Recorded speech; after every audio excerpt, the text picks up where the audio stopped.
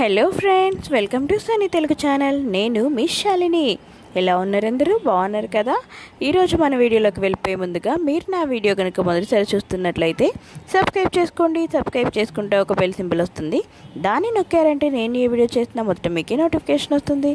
మీరే చూసేయచ్చు. వీడియోలోకి వెళ్ళిపోదామా? పదండి మరి. సన్నీ తెలుగు ఛానల్ ప్రేక్షకులకు నమస్కారం. నా పేరు డాక్టర్ అరుణ, నెర్వాటి హాస్పిటల్స్, నంద్యాల. ఈరోజు మనం తెలుసుకోబోయే విషయం ఏమిటంటే, తొలిసారి గర్భం దాల్చిన స్త్రీలు ఎటువంటి జాగ్రత్తలు తీసుకోవాలి అని.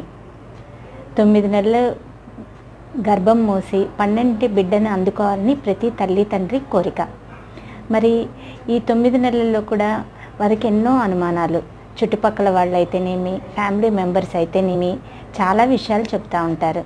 దాంట్లో ఏవి పాటించాలి, ఏవి పాటించకూడదు, ఏవి నిజము, ఏవి అపోహలు అనేవి వాళ్ళకి చాలా అనుమానాలు ఉంటాయి. దీని గురించి మనం ఈరోజు డిస్కస్ చేసుకుందాం. ప్రెగ్నెన్సీని ఎలా కన్ఫర్మ్ చేసుకోవాలో మొదట మనం చూద్దాము.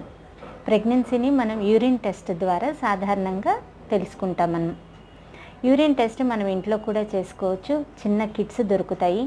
యూరిన్ ప్రెగ్నెన్సీ కిట్ అంటే మెడికల్ షాపుల్లో ఇస్తారు. అక్కడ ఒక సి, ఒక ఎస్ అనే శాంపుల్ వెల్స్ ఉంటాయి. శాంపుల్ వెల్లో 2 నుంచి 3 చుక్కలు మనము యూరిన్ వేయాలన్నమాట. ఎస్ అనే దాంట్లో 2 నుంచి 3 చుక్కలు యూరిన్ వేస్తే సి, టీ అని ఇంకొక స్పేస్ వస్తుంది. సి అనేది కంట్రోల్, టీ అనేది టెస్ట్ అన్నమాట. సి అనే దాని ఒక్కదాని దగ్గర ఒక గీత వస్తే ప్రెగ్నెంట్ కానన్నట్టు. సి దగ్గర, టీ దగ్గర 2 చోట్ల కూడా 2 గీతలు వస్తే తను ప్రెగ్నెంట్ అని అర్థం అన్నమాట. ఇంకా బాగా కన్ఫర్మ్ చేసుకోవాలంటే బ్లడ్ టెస్ట్ కూడా చేసుకోవచ్చు. బీటా హెచ్సిజీ టెస్ట్ అంటాం. కానీ 90% ఆఫ్ ద కేసెస్లో యూరిన్ టెస్ట్ అనేది సరిపోతుంది. గర్భిణీ స్త్రీలలో ఎటువంటి ఆహారం తీసుకోవాలి అనేది చాలామందికి డౌట్ ఉంటుంది. తల్లికి, బేబీకి ఇద్దరికి సరిపడా ఆహారం తీసుకోవాలి, అదైతే నిజమే. కానీ 2 మనుషులమైనా తీసుకోవాలా? అది ఒక పెద్ద క్వశ్చన్ అన్నమాట. మొదటి 3 నెలలు అయితే మటుకు ఎక్స్ట్రా ఆహారం అంటూ ఏమీ అవసరం లేదు. తను ప్రెగ్నెంట్ కాకముందు ఏ ఆహారం తీసుకుంటుందో, ఎంత మోతాదులో తీసుకుంటుందో అది సరిపోతుంది మొదటి 3 నెలలు అయితే. కానీ ఆ తర్వాత నుంచి ఒక పూట ఆహారము ఎక్స్ట్రాగా తీసుకోవాల్సి వస్తుంది. అంటే 3 పూట్ల తీసుకునే ఆహారంతో పాటు ఇంకొక పూట ఎక్స్ట్రా ఆహారం, ఆల్మోస్ట్ 350 కిలో క్యాలరీస్ అన్నమాట, ఎక్స్ట్రా తీసుకోవాల్సి ఉంటుంది గర్భిణీ స్త్రీ. మొదటి 3 నెలల్లో వాంతులు కూడా కొద్దిగా ఎక్కువగా అవుతుంటాయి. అది ఎందుకంటే హెచ్సిజీ హార్మోన్ లెవెల్స్ బాగా ఎక్కువ ఉంటాయి బాడీలో. దానివలన గర్భిణీ స్త్రీల్లో వాంతులు ఎక్కువ అవుతూ ఉంటాయి. కవళ్ళు మరియు థైరాయిడ్ ప్రాబ్లమ్స్, మోలార్ ప్రెగ్నెన్సీ అంటాం. ఇలాంటి కొన్ని సిచ్యుయేషన్స్లో వాంతులు ఇంకా తీవ్రంగా కూడా ఉంటాయి. మరి వాంతులు తగ్గాలంటే ఏం చేయాలి అంటే, గర్భిణీ స్త్రీ నిద్ర లెగుస్తూనే ఫస్ట్ సాధారణంగా వాంతులు ఉన్నాయంటే డాక్టర్స్ మెడిసిన్స్ ప్రిస్క్రైబ్ చేస్తారు. బ్రష్ చేసుకుంటూనే ఫస్ట్ వాంతులు కాకుండా ఒక మాత్ర వేసేసుకోవాలి. వేసేసుకొని ఒక 10 నిమిషాలు మంచంలోనే పడుకొని ఉండి కాళ్ళు చేతులు చాపి మడిసి చిన్నపాటి ఎక్సర్సైజ్ చేయాలన్నమాట.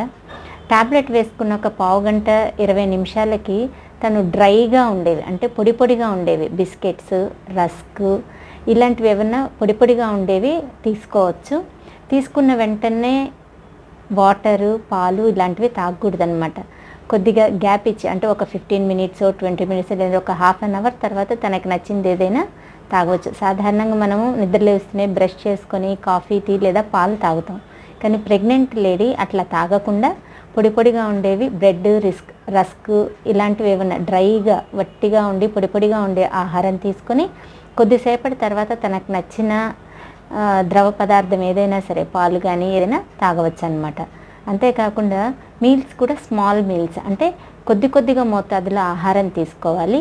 ఎక్కువ సార్లు తీసుకోవాల్సి వస్తుంది. కడుపు అనేది నీళ్ళతో కానీ ఆహారంతో కానీ నిండినట్టయితే అది తనకి వాంతులు ఎక్కువగా అయ్యేటట్టు చేస్తుంది. ఇవే కాకుండా కొన్ని చిట్కా వైద్యాలు కూడా మనం ఫాలో అవ్వచ్చు ఇలాంటి కండిషన్స్లో. ఎండబెట్టిన అల్లం దొరుకుతుంది మార్కెట్లో. కాస్త ఉప్పేసి ఎండబెట్టినటువంటి అల్లం దొరుకుతుంది.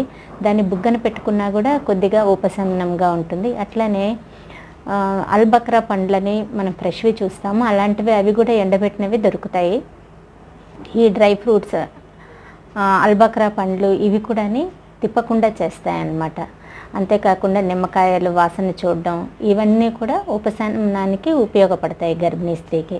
కానీ ఎంత చేసినా కానీ గర్భిణీ స్త్రీ అంటేనే ఎంతో కొంత వాంతులు, అప్పుడప్పుడు వాంతులు అవటం అనేది సహజం. దాని గురించి కంగారు పడక్కర్లేదు. కాకపోతే వాంతుల వల్ల తను బాగా వెయిట్ లాస్ అవుతుంటే, బరువు తగ్గిపోతుంటే అప్పుడు మనం దీని గురించి కాస్త సీరియస్గా ఆలోచించి డాక్టర్ దగ్గరికి తీసుకొని వెళ్ళవలసి ఉంటుంది. నెక్స్ట్, ఎంతసేపు రెస్ట్ తీసుకోవాలి గర్భిణీ స్త్రీ అనేది? గర్భిణీ స్త్రీ అనే సాధారణంగా మధ్యాహ్నం పూట 2 గంటలు, రాత్రి పూట 8 గంటల సేపు రెస్ట్ తీసుకోవాల్సి ఉంటుంది. అంటే రోజు మొత్తం మీద 10 గంటల సేపు తను రెస్ట్ తీసుకోవాలి. అంతేకాని మంచం మీద నుంచి దిక్కుండా పూర్తి బెడ్ రెస్ట్ అనేది అవసరం లేదు. తను ఇంట్లో చేసుకోగలిగే పనులు అంటే కిచెన్ వర్క్, లైట్ వర్క్ అంతా చేసుకోవచ్చు అనమాట. కూరగాయలు కత్తిరించుకోవడము, వంట వండుకోవడము, ఇలాంటి పనులన్నీ చేసుకోవచ్చు. అట్లనే అంట్లు తోముకోవడం, నిలబడి ఇలాంటివి కూడా చేసుకోవచ్చు. కాకపోతే బరువు పనులు అంటే వంగి బండలు తొడవడాలు, బట్టలు జాడించడాలు, ఉతకడము, ఇలాంటివి మటుకు కొద్దిగా చేయకుండా ఉంటే బాగుంటుంది. ఇంకొక విషయం ఏంటంటే ఎలాంటి వస్త్రధారణ చేసుకోవాలి గర్భిణీ స్త్రీలు?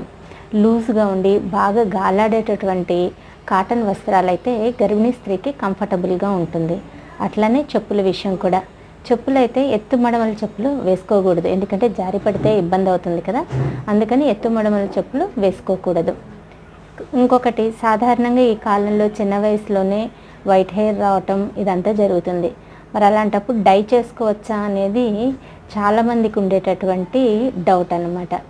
ఇప్పటికైతే స్టడీస్ అయితే ఏమీ లేవు, కానీ డై చేసుకోవచ్చా చేయకూడదా గర్భిణీ స్త్రీ అనేది ఎక్కడ స్టడీస్ లేవు. కానీ డాక్టర్లు అందరూ ఒకటే విషయం చెప్తారు, ఇవన్నీ ఆర్టిఫిషియల్ కలర్స్ కాబట్టి కడుపుతో ఉన్నప్పుడు హెయిర్ డై చేసుకోకుండా ఉండటమే మంచిది అని చెబుతారు. ఇంకొకటి, గర్భిణీ స్త్రీలు భార్యాభర్త కలవచ్చా అనేది ఇంకొక సందేహము. గర్భస్థ సమయంలో మొదటి 3 నెలలు, లాస్ట్ 3 నెలలు భార్యాభర్త దూరంగా ఉంటేనే బేబీకి ఇబ్బంది లేకుండా ఉంటుంది. మలబద్ధకం అనేది ఇంకొక కామన్ ప్రాబ్లమ్, అంటే మోషన్ ఫ్రీగా కాకపోవడం అన్నమాట. ఇది ఎందుకు అంటే మళ్ళీ గర్భిణీ స్త్రీలలో హార్మోన్స్ వల్ల, ప్రొజెస్ట్రాన్ అనే హార్మోన్ ఎక్కువగా ఉండటం వల్ల ఇటువంటి ఇబ్బంది ఉంటుంది. మరి దీనికి ఏం చేయాలి అంటే నీరు దండిగా తీసుకోవడం, రోజుకి 2 నుంచి 3 లీటర్ల నీరు తాగడం.